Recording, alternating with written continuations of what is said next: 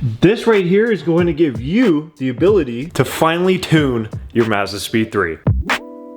This right here is called the upgraded high pressure fuel pump internal. And why do you need this before you tune your MazdaSpeed 3? These are every beginner MazdaSpeed 3 owner's worst nightmare. They don't provide you any power, they're a little expensive, and once you install them, it's like you never did anything. There's just no happy feeling behind it. But why do you need them? These stock high pressure fuel pump internals in your MazdaSpeed 3 don't provide enough pressure at wide open throttle, causing it to lean out. Adding that with flow mods and increasing your airflow and making more boost is gonna lead to catastrophic failure. That is why the first thing you must do before you do any other mods to your MazdaSpeed 3 is the upgraded high pressure fuel pump internal. Today, I'm gonna be showing you guys how to install these beauties yourself so that it'll keep the cost down and you won't feel as bad about buying these and having them installed. We're gonna be doing this mod on my 2011 MazdaSpeed 3. This is gonna be the same for first gen and obviously the second generation MazdaSpeed 3. Our fuel pump is right here, this big guy with the clip coming out of the top. There's gonna be some involvement removing your battery box so we can get the most access to the spot. There is a way to do this without removing the battery box, but from doing this multiple times, I highly recommend taking your battery box out because you're gonna need that extra space to get some oomph on your wrenches that you're gonna be using. This looks like a scary job, but I promise it is not. Let's go ahead and get it started on the install for the fuel pump internals. We're gonna start by tackling the battery box. Take our lid off. Pop your PCM cover off as well. Take your battery brace off here. Take the negative side off your battery terminal. Go ahead, take your positive side off. Here are your two PCM cables. You're gonna wanna take a flathead, put it in between the white and where the plug is, so it pushes out like this. Take the bottom of the white tab and just slide it up. Same thing with this one in the back. Slide up both tabs, and then you can unplug these. You can take the battery out as well since you have it unplugged. Well, there should be some stuff and clamps connected to the front of your battery box, which you just need to take off with some tweezers. Inside the battery box, you are going to see there is one, two, third bolt just in the back corner there. So we are gonna have to remove the intake. As you see, our inlet pipe is blocking the path. And unfortunately, there is no way around it. So let's go ahead and start taking off the inlet pipe. Plug your MAP sensor. Right here, there's a 10 mil or a Phillips. Loosen this. And disconnect these two. Right here, there's a clamp. The best way I find to take these out is to reach from underneath and hold these two blue pieces in together and just pop that off. Right here, you need to remove your bypass valve hose. Slide that down there. Pop that off. If you follow your inlet pipe all the way to the back, there's gonna be a little hose that connects there. You're gonna wanna pull this up and pop that off. Be careful, as the nipple that sits out of here is very brittle and can break easily. Now, the last part is a little tricky. That is a clamp that holds on your inlet pipe to the turbo in the back. You're gonna go ahead and remove that with a 10 mil. Just pull it out just like that. No problem. Very easy. Like I said, this is the part where it holds onto the turbo. So Phillips or 10 mil, very easy to get off. Now we have all the access we need to the fuel pump internals. This bolt with the green marking and that little bolt are the two biggest things that we need access to and a lot of access to. Now let's start removing the fuel pump internal. Go ahead and remove this clip off the top. Now there is this hose, this yellow hose that goes in, we're gonna have to remove that. There's this blue hose back there. We're gonna have to remove that as well. This yellow hose is pretty easy to remove. You take a flathead, pretty much wiggle it in there, and just bring it out just enough. It'll kind of click. We're gonna take a microfiber and pull this up, and then we can just fold that out of the way for now. Guys, I can't tell you how many times I've fought this thing. This blue clip is the death of me. Pop it out enough, and I guess. But when you pop it off, clean up that fuel. You don't want that there. So now you guys can see the fuel pump is very, very open now, like quite literally. Just this mess in the way, not a big deal. Now we need to go under the fuel pump. You guys are gonna wanna take a long 19 and a long 17 millimeter wrench. We're gonna crack this bolt off while we hold the top with the 17.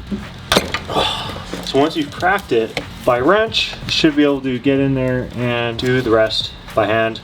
This will fall in behind the EGR, but since we have enough room, normally you can get underneath with your hand and pop that back up. This is now disconnected. Now we're going to be using what I like to call an inverted Torx head. These are the last 3 bolts you're gonna have to do. This bolt right here, that bolt right there, and there's one underneath that you can't see just on the other side of the pump. The bottom one first, just because it's in a bit of a tricky spot. Once you loosen it enough, you can probably go in by hand.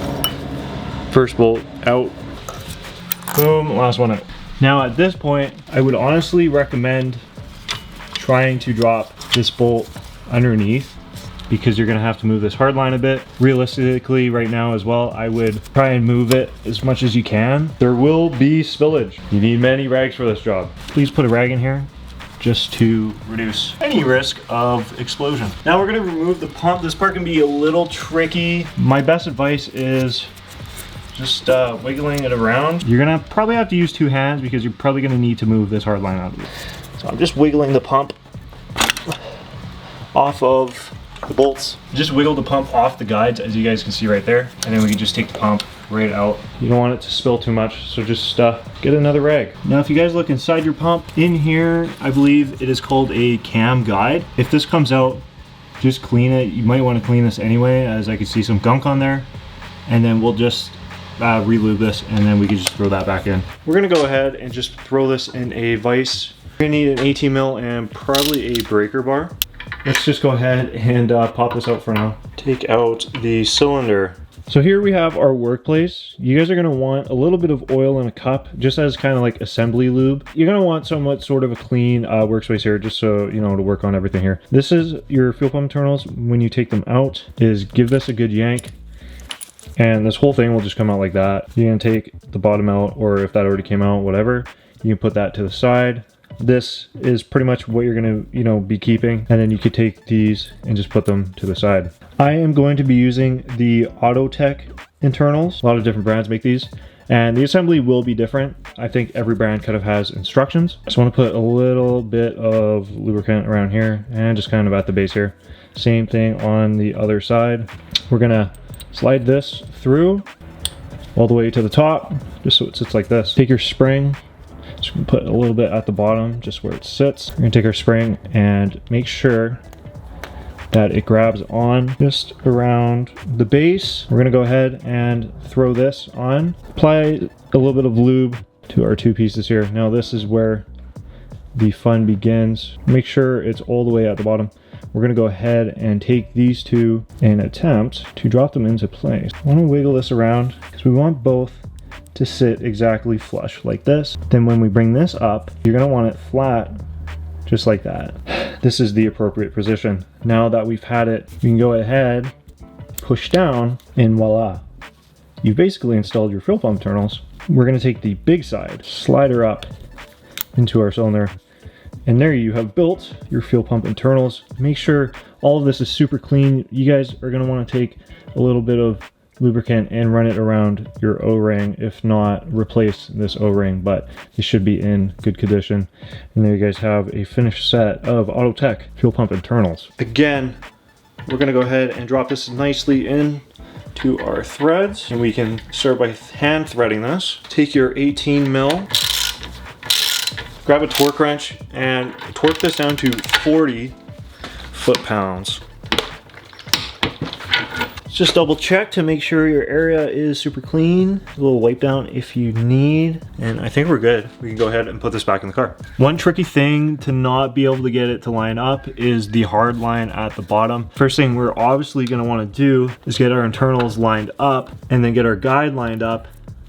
You wanna make sure everything goes in straight, and then you can slowly start to findle its way in, being blocked, but as I move the hard line, this slides into place a bit better. Now, because you're working kind of against the spring load, you're gonna wanna push this in, and while you've pushed it in, hand tighten, try to at least, hand tighten all of 3 of your fuel pump bolts. I'm not gonna bother torquing these, but I am gonna make sure these are tight, and I'm also gonna tighten them in a cross pattern. Semi-tighten them the first round, and then I'll go ahead, make sure we're on there good. Now, if you reach under here, if you follow from down here, and reach from underneath, you can normally just pop that right back up. And you can start normally threading that back on. And your 19, we're gonna tighten this. We gotta ensure this is tight. It's about, they say about 35 foot-pounds, but I ain't taking no risks. So I make sure it's on there good. That just ensures we have no leaks. That means this is tight and we're good to go. Now we're gonna go ahead and install these back on. We're gonna start with this blue one. So like I said, this one's gonna be the worst. Now, assuming you didn't destroy this, we have to pop this back out, pretty much put it on there so it clicks on. If you give it a good tug, it shouldn't come out, which means you're good. There will be some play. Don't worry about that, it's all good. We can take our yellow one, same thing.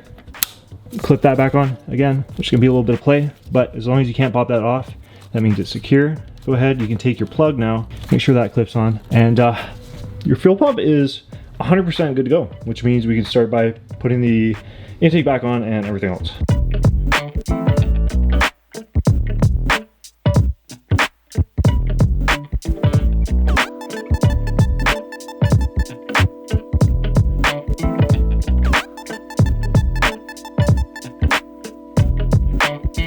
Our install is officially complete. Now we're gonna go ahead and start the car and make sure it runs like normal. So before I actually start the car, I just like to cycle it 3 times by turning it on, turning it off, turning it on, turning it off, turning it on, and for one last time, turning it on. Then I can go ahead and cold start it and hope that nothing happened.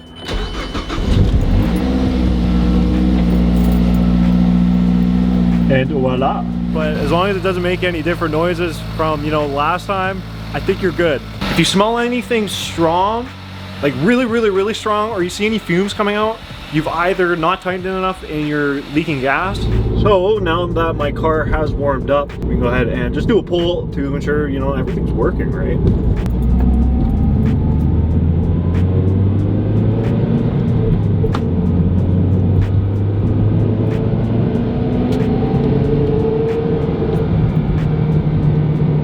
Which would make today's install a very good success. You are now officially ready to tune your MazdaSpeed 3 and put all the sweet aftermarket stuff on it that you've been waiting to do. If this video helped you out at all today, or you guys are just excited to see the rest of the MazdaSpeed 3 build, make sure to hit that subscribe button. Comment down below if you guys have any tips or tricks of your own install, or even some knowledge about how the high pressure fuel pump internals can help other people with their build. This is the happy beginning of the modification path for the MazdaSpeed 3 build we are doing here on the channel. I'm so excited to get started with the Go Fast bits. Guys, thank you so much for watching. Keep it real. I'll see y'all in the next one.